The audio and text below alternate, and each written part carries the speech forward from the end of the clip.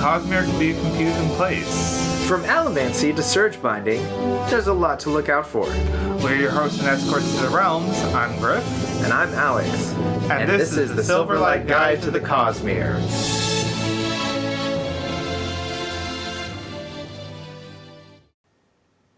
Alright, welcome to the second episode. Yes, episode 2. Life the updates. dreaded episode 2. Oh. Is that what? I thought it was Dread Pirate Roberts. I mean, that is also true. No, I hear a lot of people that the first episode is not the hardest of a podcast to make. It's the second episode that's the hardest to make. Interesting. That is what I have heard. Whether or not that's actually true, I don't know. But I don't know either. Here we are. Life updates. Anything? Not really. We've had some crap weather recently, but hopefully things are starting to warm up. Yep, that's true. That's true, yeah. I started playing Elden Ring. That's really... Fair. Yeah. So that brings us to... Sanderson News. This podcast will remain completely secret project spoiler-free. Yes. Up until the book's release, and then we will go through them likely probably as some sort of read-along or at least major discussion after we finish. Yes. Yeah, that. Plus anything, we may also go back over some subjects of the previous episodes if the 3 That's right. new novels reveal anything that is worthwhile saying. For those who are listening that may not be aware, 3 of the novels are Cosmere related. Yep. 1 is not. So, if those novels reveal anything pertinent about the Cosmere as a whole rather than the specific worlds they take place on, we may be including some sort of a discussion about that. Sure. To go over things we have already covered.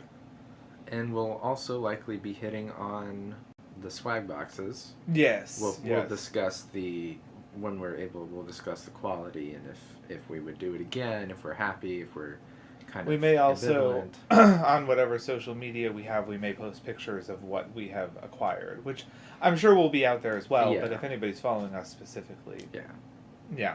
We Sure. can have pictures of what we received in the boxes. And absolutely. But this will remain... We're going to talk about Shards. Yeah, we're going to talk about the Shards. The 16 Shards of Adonalsium after the Shattering. Shattering? Yeah, I think it's Oathbringer, and then there's Myalaran, and not those Shards.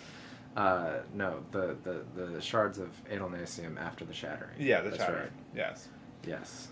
Alright, so, on to these Shards, and, well, I mean, I think first we should list what Shards we know of thus far, because, for those listening, there are 2 Shards that are currently unknown. Right. Which I think they probably would have gotten from our Who's That Shard That's right. thing. But anyway. We'll get there later. Yes. The Shards we have so far, I have notes. Nice. Alright, so, alphabetically, Sure. so, seems the best way to do it, we have ambition, Mm-hmm. autonomy, cultivation, devotion, dominion, endowment, honor, invention, mercy, odium, preservation, ruin, valor, and whimsy. Those are the 14 we currently know of. And from what I can tell is that the key element for the names is that they are ideals. They are not tangible things that we can pass from one another. Right. They are, the names themselves are all things that humans on Earth hold in their brain as an ideal, and that is where they exist. They do not exist in real life. Right. So, fantastic system. One thing that I found most interesting is because of intent, Sanderson has said that if Adonalsium was to shatter again with a different intent, there would be different shards. Right, which I do find interesting. Right. Which also leaves option for, even after he has concluded the current storyline, he could start another one. Sure. Potentially, without Adonalsium being shattered again, but resulting in different shards and therefore different investiture and so on and so forth. We now know the shards. Right. This is a pretty lengthy list. We aren't going to delve too far into each one of them. No, but I think we could possibly talk about the state they are in currently, because there are some that are shattered, there are some that are unknown, and there are a few that are still whole that we know of. That's right. And potentially what planet they inhabit. Sure. Okay. I have their state listed here. I don't have their planet listed. Well, we should be able to. Well, I don't know, I know Ambition is the place with the Forest of Hell, but I don't know the planet's name. Threnody, yes, that's true. They do say it. Yep. So, Ambition, possibly shattered. We at least know that she encountered Odium. I believe definitely shattered. Definitely shattered? Okay. Because Ambition is Threnodies, yes. Right. So shattered, Ambition is shattered, yes. And then the shades on Threnody are splinters. Oh, of Ambition. I assume, or the reason that the reason that shades exist is because Ambition was. Gotcha. Interesting. Yep. I wonder what the original investiture was. Autonomy we know is whole. Yes. And existing on the White Sand planet. Taldane, thank you. Cultivation is whole and on Roshar. Yep. Devotion and Dominion are both shattered-ish. Yeah. Like they're shattered, but they're also placed in the cognitive realm, which I still want more from Brandon on exactly what that entails. Sure. But they were for Cell. Yes, they were for Cell. Where Elantris takes place. Right. Endowment is whole. Yes. And on Nalthis, thank you. Honor is shattered. And still potentially on Roshar. The splinters are. Yeah, the splinters are at the very least. Spren, the Stormfather. The Stormfather, I would think, would be the biggest. It is, yeah. Yeah, splinter of. Invention is unknown. Invention is unknown. We have gotten basically nothing on Invention apart from the name. Mercy is also unknown, possibly shattered with Ambition. We do know that Mercy assisted Ambition. That's right. In the fight against Odium, but we do not know Mercy's current fate. Odium is obviously whole and going around shattering shards. Yes. Currently locked in the Rosharan system. Yes. Hopefully locked again for at least another 1,000 years. Yeah, though we'll see. There's some hints that it may not be the case. It's hard to know. Yep. Preservation and Ruin are both whole, but now part of Harmony. That's right. And that's on Scadrial. Yes, and that is on Scadrial. Also, post being made into Harmony,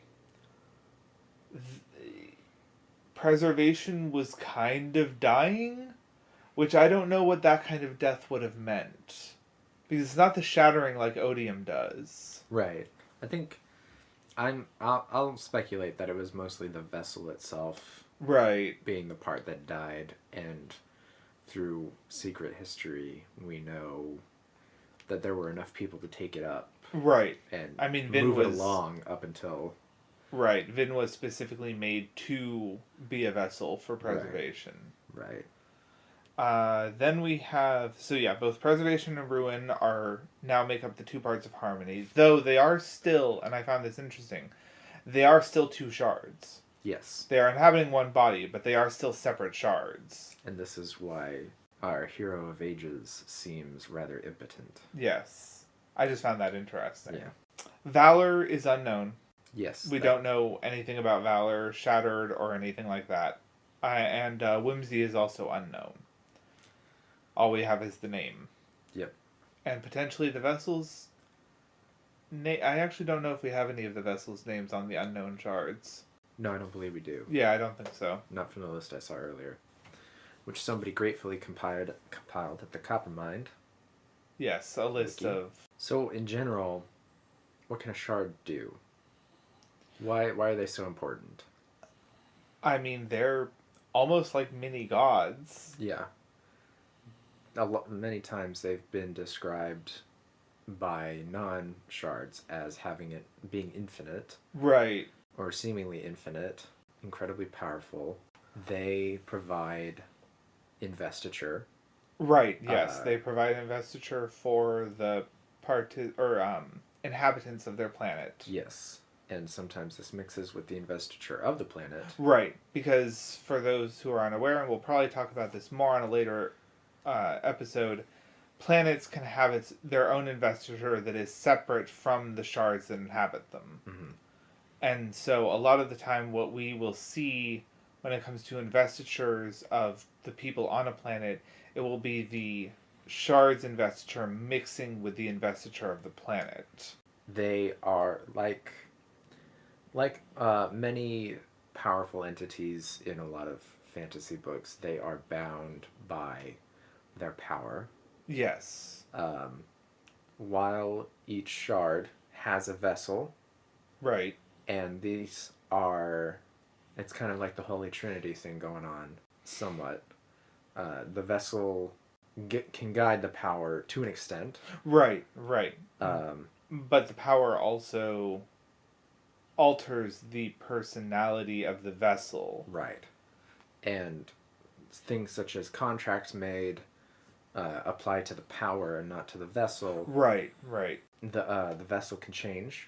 Yes, the vessel can change. The shard can pass from one vessel to the next, which is how harmony was created from preservation and ruin. Right. And how Terravodium came to be. Yes. Which, God, that's terrifying. The fact that he doesn't seem particularly bothered by the pact made with Dalinar, thank you. You're welcome. I kept thinking Denarim, and I'm like, no, that's not the right name. Denarin. Is Denarin a person? No, but Renarin is. Oh, I'm close. thinking Denarians from the. Oh, from Dresden Files. But regardless, yeah, the fact that he doesn't seem overly bothered by the deal made with Dalinar is slightly terrifying. A little bit. And from a lot of from Odium's interactions with Hoyd is where we get the information on the contracts. Yes. Though I'm wondering, is the contract situation specific to Roshar? Because Roshar is all about deals and contracts. Oh, sure. With honor and, apparently Odium made a deal with honor, which is what bound him to the Roshar system. Mm-hmm. I don't necessarily think that the contract is a Cosmere-wide phenomenon. I think it is something specific with the Rosharan system. It might be. Because we also see that the Knights Radiant are made from the contracts that they make with Spren. Mm-hmm.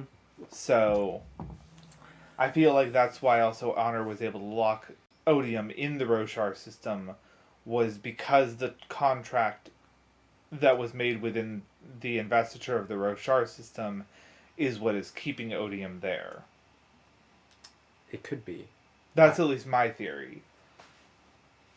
My understanding of that was that Honor used his power to bind Odium there, which I guess could have been a contract.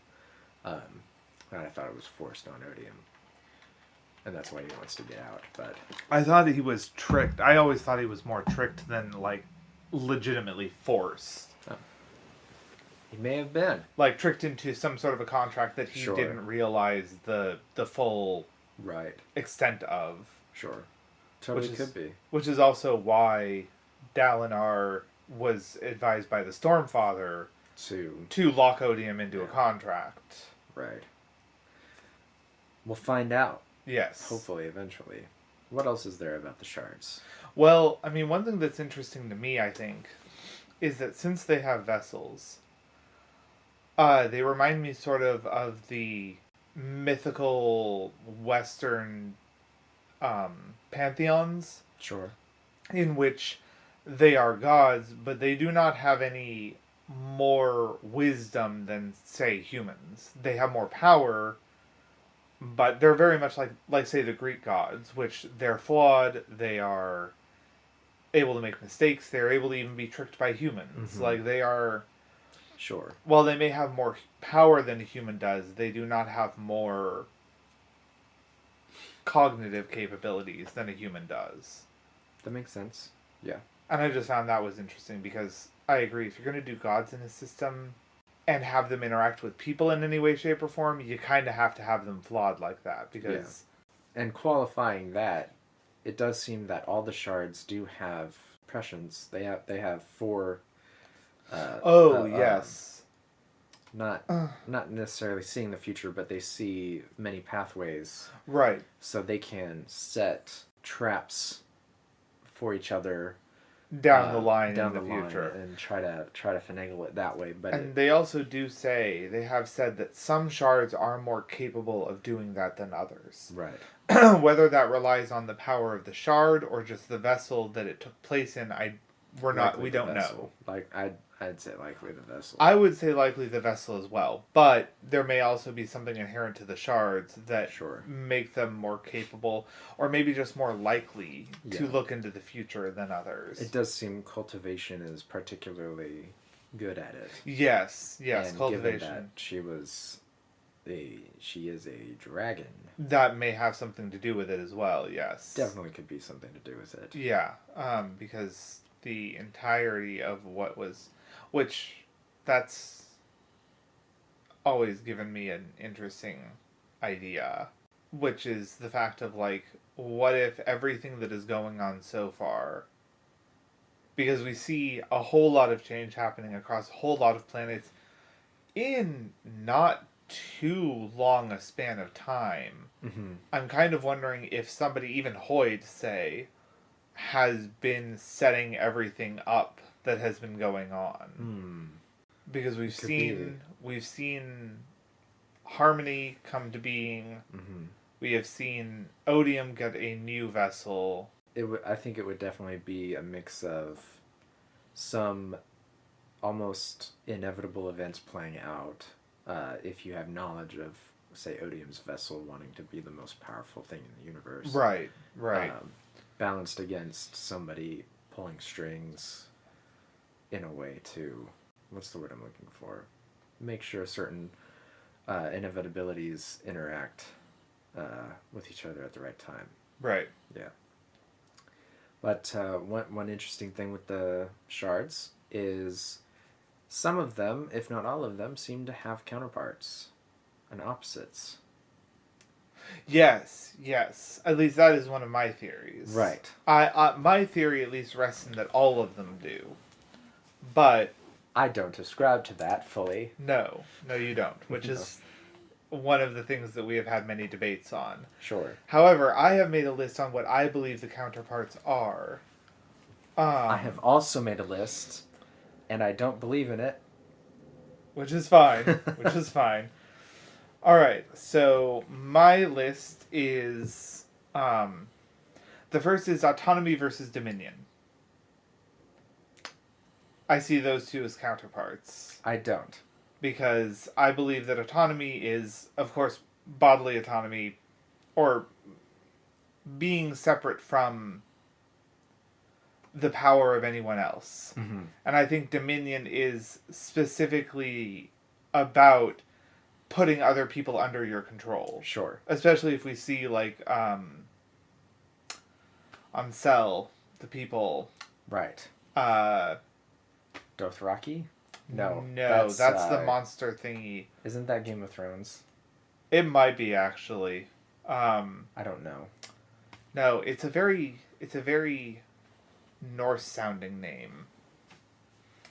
I'm going to Google it. Okay, well, while you do that, I will interject and say I have autonomy placed opposite of mercy. Oh, interesting. Okay. Yes. I can see it. And this came because at first I had autonomy as the opposite of endowment. Fjordell is yes. the country that was associated with Dominion. That's right. Yes. Anyways, but okay, so autonomy and mercy, Dominion for you, right? And autonomy has has a counterpart in mercy, as a sort of, thinking about it in a very superficial way, mercy is something that has to be between two people. I think kind of like the way that you have dominion. Right, right. Where autonomy would be doing it on your own. Right. Gotcha. And could be potentially withholding any kind of mercy for the justification of... Yeah, I can see it. Yeah. I can definitely see it, yes. Yeah. Next, and I'm kind of going this in a rough alphabetical order, sure. sort of. I saw ambition as the opposite of honor. Interesting. Because I feel that ambition is getting what you want regardless of what gets in your way. Right. And then honor is placing constructed restrictions on yourself for the good of others, sure. effectively. So that was my counterpart. Sure. For ambition, and we know that Odium's first target was ambition. Right, we do know because yes. Reyes himself was ambitious in that he wanted to be the most powerful. Right, right. So, that aside, I put ambition's counterpart as endowment. Oh, interesting. For somewhat of the same reason. I can see it, yeah. Personal gain versus giving that away. Right, yeah, I could actually see that. I could see that counterpart there. Yeah, I could definitely see that, and that might actually alter my list in the future. And because these are ideals, and some of these we haven't seen specifically, is why I have a hard time ascribing to. This is true. There are multiple ways to interpret ambition, yes. and how Sanderson decides to present that could have an effect. Because, like, even if you look at the name Preservation and Ruin, those aren't, while they are counterparts in Sanderson's world, they're not exactly quite the opposite. Right. So he who sets the definitions wins the argument. Exactly.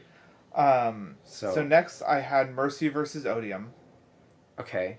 Because Odium is specifically hatred and wanting harm on someone, where Mercy is, in my opinion, the opposite of granting kindness to people. Sure. I think that's really strong. This was my wild card. Okay.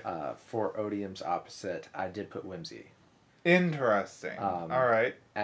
While some of the other ones on my list are going to be like, if we had a sphere or if we had a multidimensional plane and we could say these things are opposite because they're far away, or these things are opposite because they're on opposite sides of a line. To me, whimsy and Odium are far enough away.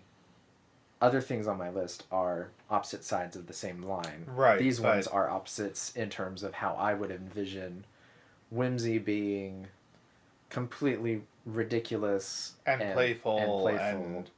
Yeah, I can see it. I don't necessarily agree, but I can see it. Sure. Yeah. For now, we already know that Preservation and Ruin are counterparts. Yes. That's canon. And it's really difficult to choose any other to be a counterpart. Right. And so, like, those are I already have that down. Okay, so now working with some of the things we don't know. While we don't know the name, we do know that there is a shard specifically about survival. And I would place that one as a counterpart to Valor. You would, yes. Yes, survival is all about saving yourself, not putting yourself in harm's way, making sure that you keep yourself safe, where Valor is all about setting that aside to work towards a goal, putting yourself in harm's way to work towards a goal. Sure. This one I don't quite ascribe to myself, even though I put it down. To preface this, I put unknown versus unknown as fair. Just because, while I would like to throw in wisdom as the opposite of whimsy, for Valor, I had the counterpart of honor, and that is that's a stretch. Yeah, and but the stretch is because it's a line that is I don't have a good argument for it. Okay, fair. I don't. So, in more of the sense that to me, those definitions are intermixed in my head. Right. If you put them in a room and you said choose your counterpart, they, they may decide, oh, we kind of look exactly like each other, somewhat. We probably. I mean, I could make an argument for it. It'd be a stretch. It's a stretch, but I could see an argument. Yes, I don't. Yeah.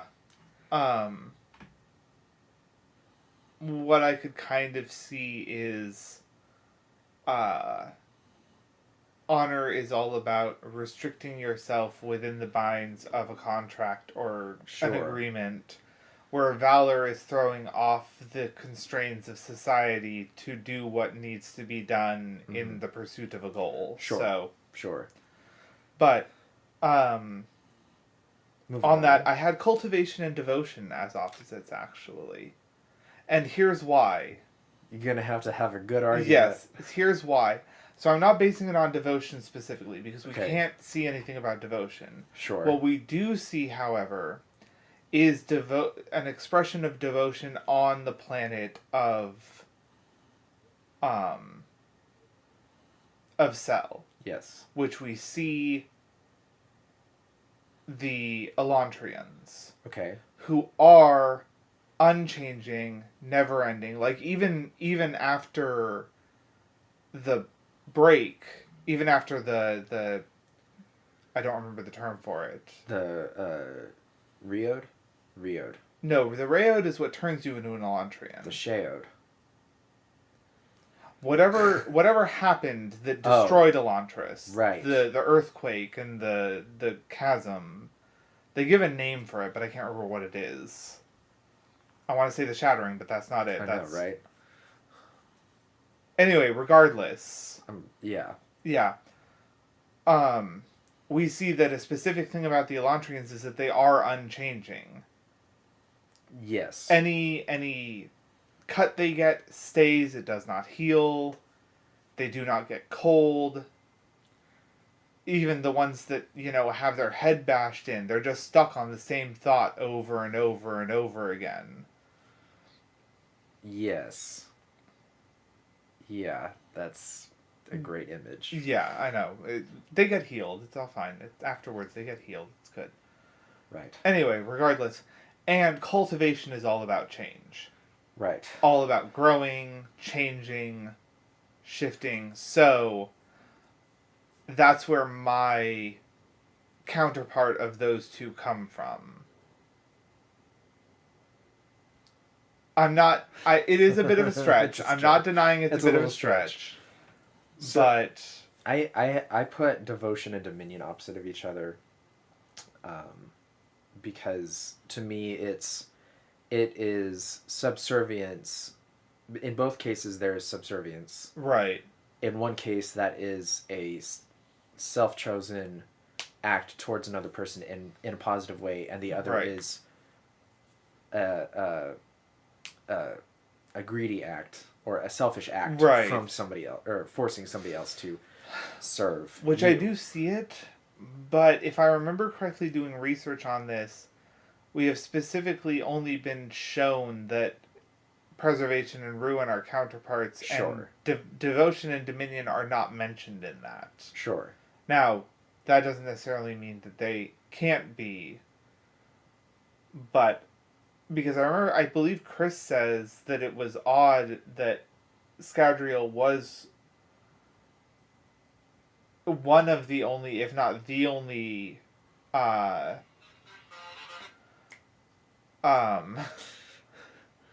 examples of two counterparts deciding to work on a planet together. Sure. Which tells me that devotion and dominion are not counterparts to each other. If Elantris happens well before a lot of the timeline, then Chris's understanding of those things could be... True. She may not consider them counterparts anymore because now they're a goo in the... It's possible. Hey, no, there's argument here, argument there. I completely agree with you on that point. I vaguely remember her saying that. I do agree. Um, But to be fair, I could also say that, like, with your idea of autonomy versus, or ambition being the opposite of endowment, right. I could see my list changing Sure. somewhat. Um, so then with cultivation, I put as the opposite of invention. Oh, And that is interesting. because they are near the same line, which Right. is growth. Right. One is a natural change, the other is intentional invention. Interesting. Okay. So, if I were to if I were to be as exacting as possible, I would likely say that preservation and ruin are not opposites, and Sanderson was wrong, and cultivation is the opposite of ruin.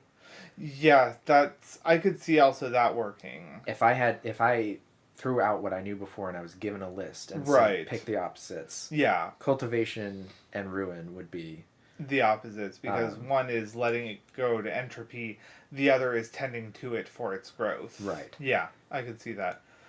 For me, invention, I actually put as the opposite of whimsy. Understandable. Because invention is hard logic, following natural laws set down to create something based off of those natural laws and the understanding of them, where whimsy is whatever the hell you want. It's Right. throwing out all natural laws and just doing for whatever seems fun. Yes.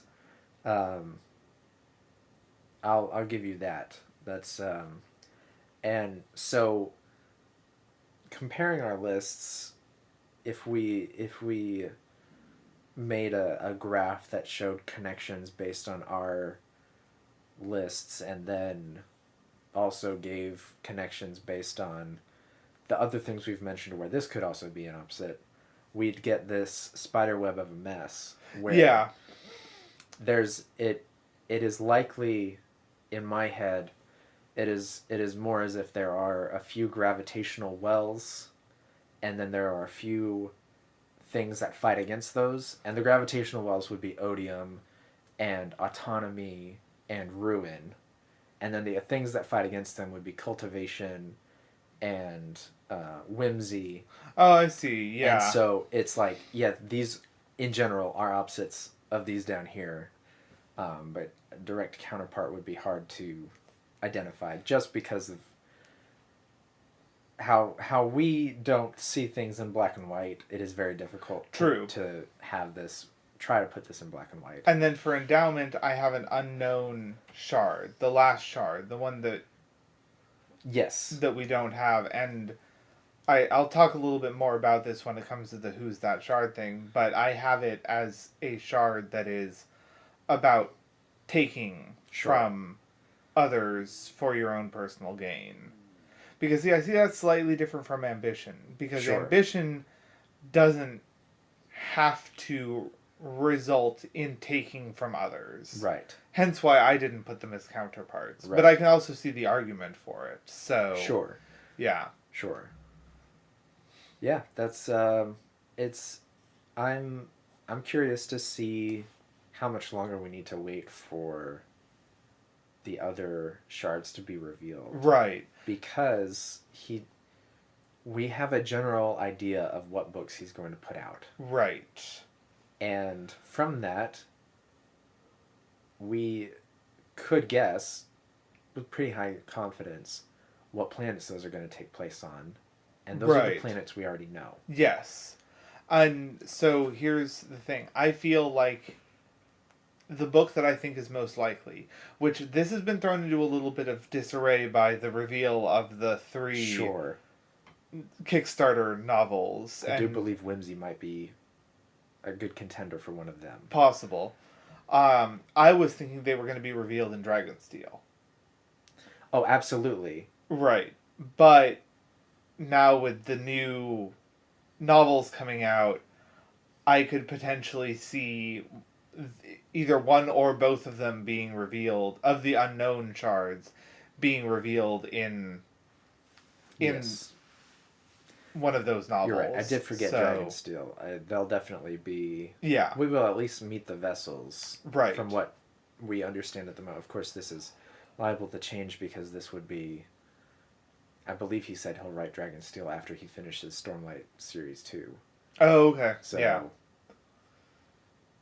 It'll be interesting. A decade plus from now. Right, of course. Nothing big. We'll revive the show after we've beaten a dead horse on every single topic. Yeah, seriously. Well, and that's the thing, is that I think after we've exhausted our subjects, which is going to be a while from now. Sure.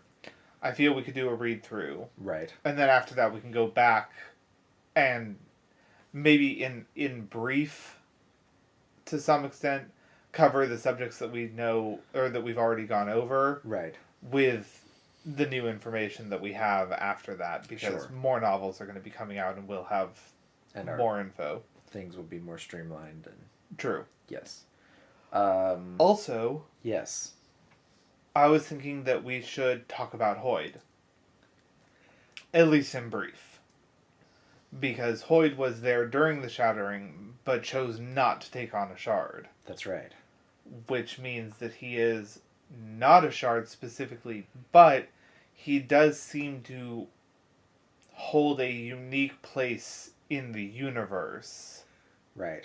Because he was there, but since he didn't choose to take on a power of the Shard, he does seem to have limitations of being human, quote unquote, but also he seems to be immune to the, or at least resistant to some extent to the effects of the other Shards. Mm-hmm. Which puts him in an interesting place in the cosmology, in my opinion. Oh, definitely. Along with the fact that he's gathering investiture. Right. From, it seems to be every Shard. It'll be difficult to see how he does the shades, but... Well, okay, so we've already seen some example of that. Right, with the gun. With the gun and the Haunted Man. Yeah. My biggest thing is the fact that he seems to have tried to get... Right. The powers in Elantrian. But apparently whatever he planned at that point didn't work out the way he intended. Which makes me wonder a few things. Sure. Because... Okay, so it makes me wonder a few things on a couple of ends. One, he seems to know more than most people do about the Shards and the planets and how that all works. And he also has, what did they have? The opposite of the Aeons. In Elantrian, right, at the end, instead of having a white ball that talks, he has a little ball of shadow that talks to him. Do you not remember this? No. Oh, yeah. So, at the very end of Elantrian, and this was apparently a bonus scene that was set in on the 10th anniversary edition. That's why I would... Yes. Yes. Go... I'll talk to you about this afterwards. There's a resource you can go to get the 10th anniversary edition and listen to this extra scene. He's at the end. Sure. Talking to this little ball of shadow, which we do have a name for. Sure. I'll need to look up on the wiki what it is. We do have a name for them. But yeah, he's talking that whatever he had kind of set up would work to give him the powers of an Elantrian. Sure. But it didn't. Makes me also think that, like, at least in the initial thing, he still had a lot to learn. Right. Or is it the Seons? The Seons are the... Seons are light so things. there's the opposite of the Seons. Also, the Seons are splinters. Yes. Of the different... Okay, so the Rayod was the destruction of Elantris. The Rayod? The Rayod. Yes. Was the destruction. Yes, okay, so I found them. Okay, great. What? Okay, so they're called either Skaze or Skaze. It's spelled S-K-A-Z-E. I would definitely say... Um, Skaze. They each appear as floating balls of light and possess unique human-like qualities. However, Skaze glow with a dark, almost negative light, and are surrounded by a ring of symbols rather than having one at their center. Well, that sounds cool. Yeah, and so they're of dominion rather than devotion, That's where the what I Seons figured. are devotion, the Skaze Yes. or the Skaze are dominion. Also, interesting point of fact, and we'll probably cut this out, but I thought I would say something anyway. Both Seons and Skaze, whatever, I like could Skaze. could be used to create a shard blade or a fabrial, theoretically.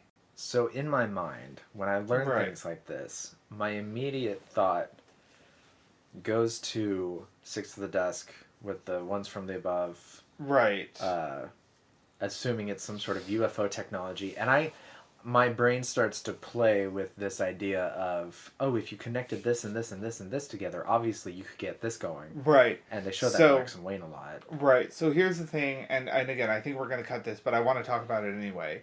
So, the theory going in my head is that shard blades, shard plate, Knights Radiant, the surges are base effects of the Cosmere. They are not unique to Roshar. Okay. Shard plates can be made by any shard with a person making a pact with that shard. The reason they're called shard blades I see. is because they are made by a pact with a shard. Does this extrapolate to Sword, or to Nightblood and Azure's Blade being... Oh, interesting. I think if I were to jump off of your idea there, Right. I would scale back necessarily a pact, but instead a high amount of the investiture Right. of that Yes. in a world-specific way. Actually, I'm going to even work off of something else, which is I believe that it specifically has to do with splinters. Because Okay. both Seons and Skaze are splinters of devotion and dominion, Okay. where the Spren are splinters of... honor, cultivation, or odium. Right. So therefore, I think a pact would need to be made with a splinter, which would turn that splinter into a shard blade, or give you the potential to turn that splinter into a shard blade, which gives Threnody a wholly different context. Holy. Because if we consider the cognitive or the shades as potential splinters, As they are cognitive shadows, as I believe they're cognitive shadows on right, which cognitive shadows are splinters, right, as well. So the fact that you could potentially make a shard blade out of a shade, A shard shade, yes, if you will, shade blade, is slightly terrifying. Yes. Because it means that Threnody, out of pretty much anything else, could have the highest amount of shard blade users of any planet. Yes. If only humans weren't as scarce as they were. Right. Because the shades kill them. Right. Silver. Anyway. Far Out Theory time, Okay. which we've kind of been riffing on, so Right. we may just Make leave it that a thing. Yeah. I recently learned that if you have aluminum, Right. which is increasingly more important in Yes, the it is. Cosmere. It is investiture neutral. Yes. If you have aluminum, Right. and this is real, Right. you take gallium, which is liquid under 80 or above 85 degrees, Okay. and you essentially, the video I saw was an aluminum bat, and the person scratched the aluminum bat Right. to create some penetration area, Right. placed the liquid gallium on it. Okay. Overnight, the gallium seeped into the aluminum Okay. and made it brittle. Interesting. You could see potentially where I'm going with this. And my first and most immediate worry that is plausible is that Nightblood will not have a sheath. And if Nightblood doesn't have a sheath, up until it gets full off of power, it will continue to draw in investiture. Okay. I imagine that there could be potential uses of this as plot devices. Potentially, yes. Of course. I think the Nightblood is obviously going to be a huge... I mean, it already has been a huge plot device. I think it is going to continue to do so. Yeah. But for gallium with aluminum, there may be usages. So, I guess my far out theory is that, as it seems Brandon has done quite a bit of research with metal, right? He may know this and may be using it. So we may look out for aluminum, what we should expect to be aluminum, not acting correctly. Right, that's fair. I also think that might be interesting that I feel like, at least in the future, we may see aluminum armor coming into effect. Absolutely. Because we already know that aluminum-lined hats are common on Scadrial to prevent emotional allomancy from being used. And I feel like so here's an interesting thing. If you covered yourself with aluminum, would you effectively be immune to the surge bindings? I imagine you would be. Right, which could make you incredibly powerful. Yeah. So long as those surge bindings didn't rely on external... Like if somebody tried to do the sticking surge binding, or even the gravitational direction one, that sent a lot of the soldiers up to the ceiling. Right. I think you'd be effectively immune to that. Right. However, what you wouldn't be immune to would be them touching, say, a dresser with that and sending it flying towards you. Yes. I don't think you would even purge the dresser of its surge binding once it touched you. Right. That would be... You'd have to interact with it probably in specific ways. And because we already know that if you burn aluminum, you get rid of all your reserves. That's right. So there's my aluminum gallium theory. That's interesting. Yeah, I thought... And of course, when I was watching the science video, the first thing I thought of was the Cosmere. Oh, of course. Of course. What have your thoughts been going off? My thoughts recently have been going off of the fact that actually it was my thing was maybe not a far off theory, and my initial thing was cultivation, but I could also, but it's the idea that there is somebody pulling the strings. Oh, sure. To make sure that all of the shards end up in new vessels. That has been because we've seen Preservation and Ruined end up in a new vessel. We've seen Odium end up in a new vessel. We know that Odium was specifically started down that path by cultivation.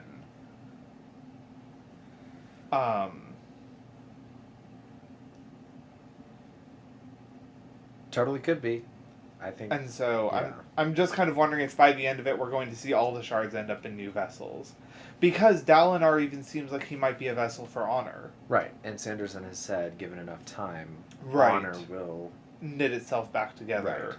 So I'm kind of wondering if the way that this is headed is that each of the shards are going to end up in new vessels. I could definitely see that happening.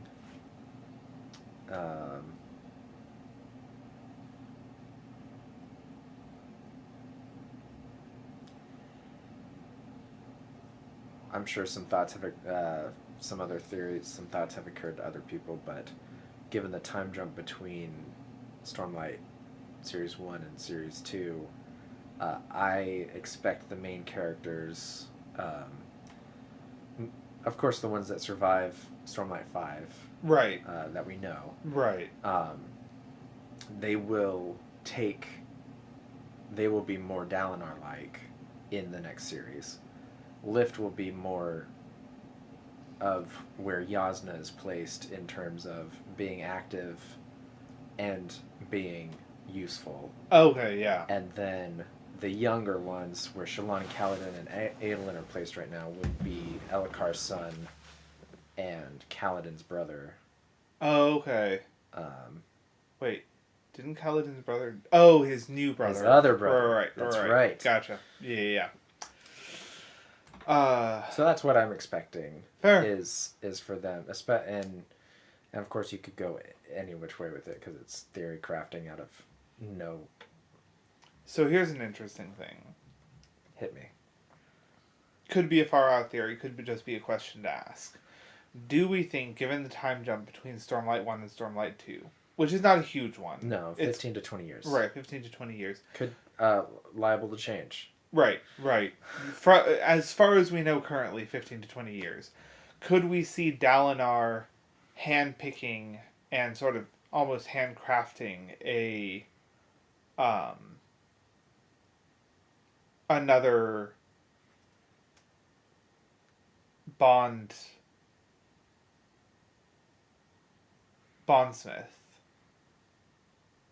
Because he's going to be old. Like, he's not even a young man now. I see.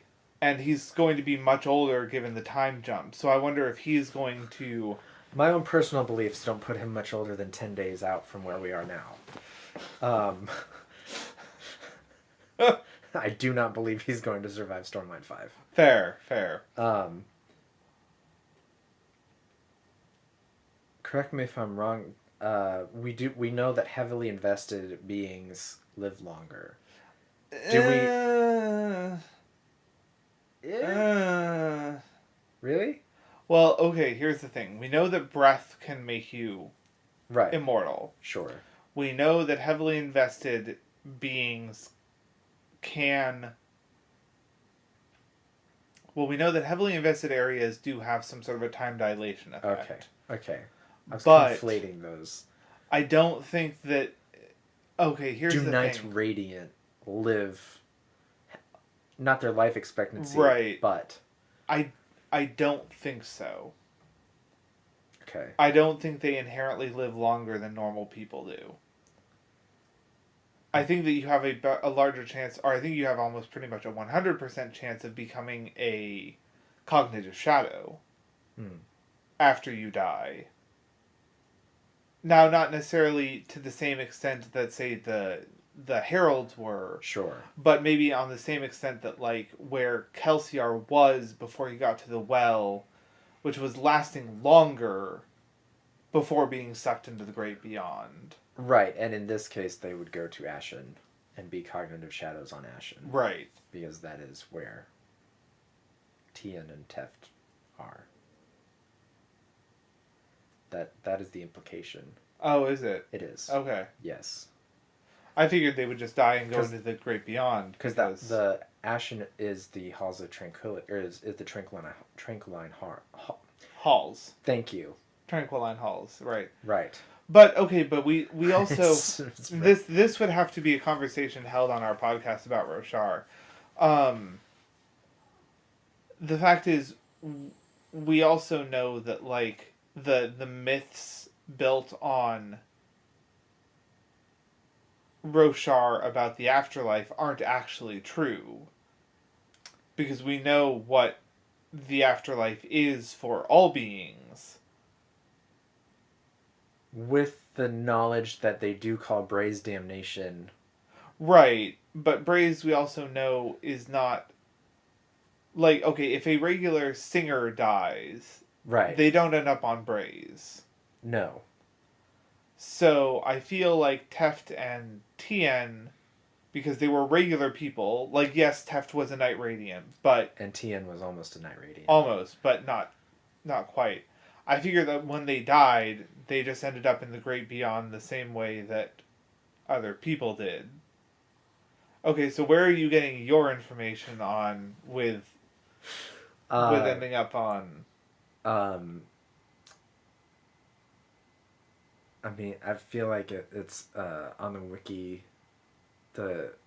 There's explanations. I don't necessarily. Well, we can get on that on our Sure. episode with Roshar. Sure. But it's how I connected those dots. I right now I believe that Tien was speaking to Kaladin in the storm where Kaladin says the fourth idea. Oh, interesting. Tien was literally speaking to him from as the Stormfather acting as a bridge. Interesting. Because he mentions that Teft is here and he's okay. Right. I always figured that was just the Stormfather or Dalinar creating a scene for Kaladin. Right. Which is also an argument for that, yes. Yeah. So it's confusing. It is confusing. It is, unfortunately. And the problem is that, and this is actually something I found as an author, which I don't have anything published, but I've had people read things I have written. Oh, cool. Just people that I know. I assume you would know them. Well, in like classes and whatever. Because I've sure. taken creative writing classes before. Something that may be very obvious to you as an author may not be obvious to the audience when they read it. Oh, yes. I mean, same with the D&D. Right, yes. TTRPG. And so that this could also be an issue of that, which is I interpret it one way, you interpreted it another. Brandon Sanderson may have been like, oh yeah, this was supposed to be completely obvious. And we're like, well, it wasn't. So... And I may be conflating my first read through of the Stormlight Archives with my second, and I do believe what you said about Dalinar and that storm was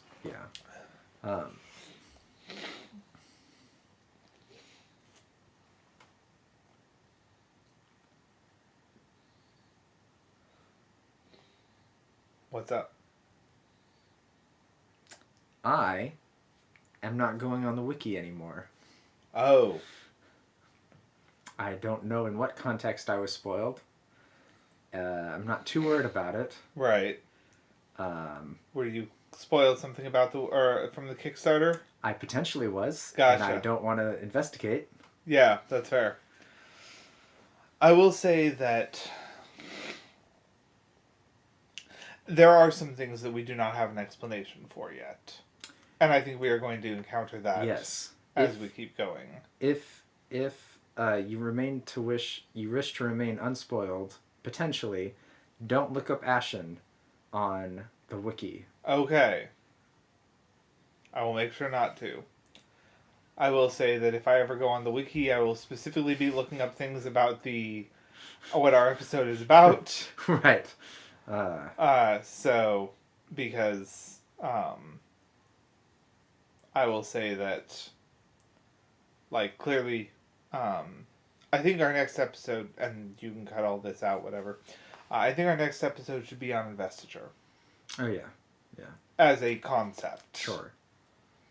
Because I think that anything we work on moving forward will rely on an explanation of what investiture is. Yes.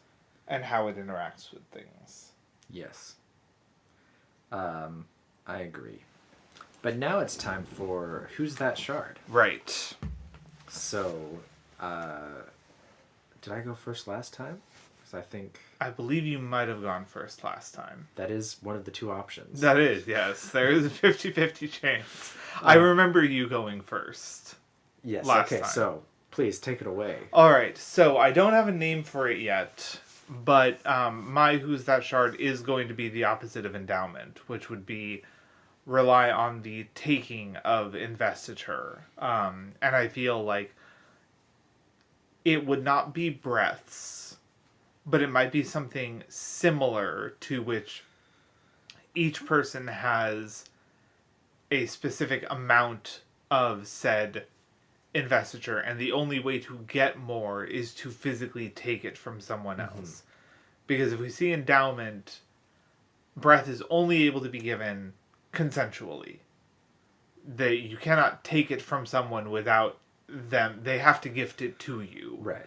And so I feel like whatever this investiture would be would work the opposite, where you have a limited amount, and the only way to get more is to take it from somebody else rather than having it gifted. Now what its specific investiture would be, I don't know, but What's the opposite of breath? Depends on the context. If we're going through Homestuck, it's blood, but... Oh. Blood. I mean, there you go. That's what the investiture is called. I'll explain that to you later. Sure. The context of breath and blood on that. That's fine. But... I mean, all I'm saying is that, like, that's how I figure it would work, which is one is the giving of things willingly, and the other is the taking of things without their consent. So... Yeah. Yeah, that makes sense. I'll call it purloin. Purloin. Pilfer. Banditry. Thief. Stealing. Whatever you want to call it. Yeah.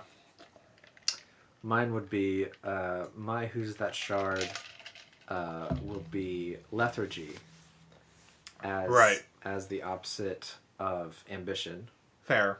And the reason that we haven't seen it yet is because it can't be bothered to do anything. That would be an interesting... It's still hanging out where they shattered out Adelnasium, and it's just sitting there. It's like, whatever. It's got no motivation. It's got no ambition. Sloth. It's called Sloth. There you go. Yeah. Yeah. Its true name will be Sloth, but it didn't like that. In the same way that hatred or odium didn't like hatred, or rather odium says that he's passion when he's really odium. Right. He'll say he's uselessness or lethargy. I mean, it could be an interesting one. It would be kind of boring. It would be kind of boring. Because the less you do, the more powerful you get. But then the less you do with that power, so... Right. Yeah, that would be very boring book to read. Yep. The only thing that would balance that would be putting it with a different shard that had some sort of power over it. Or when they combined, it made more sense. Well, okay, so on that front, it kind of makes me think of... Have you ever read Full Metal Alchemist or watched Full Metal Alchemist? I watched Brotherhood. Okay, so you've seen Brotherhood. So you know about Sloth. I do. And the fact that Sloth is ridiculously powerful, but incredibly difficult to push to actually do anything. Yes. And I could see almost lethargy being the same thing. Right. I mean, it's almost a counterpart to preservation in the sense that if left alone, it would be in a state of perfection. Right. And that would be adding nothing, or it wouldn't be fighting against entropy. It would be the next best thing to complete non-existence or non-work, if we think about it in terms of what entropy is and energy and all that. Right. Yeah. So it's an interesting one. I don't think it's going to be the case, but wait until you hear next one. Next episode's Who's That Shard? You're gonna be like, what are you smoking? Anyways. Other than that, I think that is the episode. Right. We've covered the shards, where they are, what they are. I don't even actually feel like covering their vessels matters that much because so much of it has changed anyway that I don't think the initial holders of it matter overly. No. So yeah. Until next time, don't panic, World Hoppers. Yep. Journey Before Destination, peeps. No, not that one. Journey Before Destination, which we're all on, I guess. Yeah, we're all on a journey. Or as the Lopin says, Journey Before Pancakes. That's also true. That could be actually your tagline. That's true. Journey Before... Well, I could change it to a new random... One each time. Yeah. That's true. Journey Before Elden Ring. There you go. Yeah. Probably keep it... Journey Before... I'll say the whole thing. Right. Remember, strength before weakness. Nope. Remember, life before death. Strength before weakness. Journey Before Elden Ring. That works. That works. Yeah.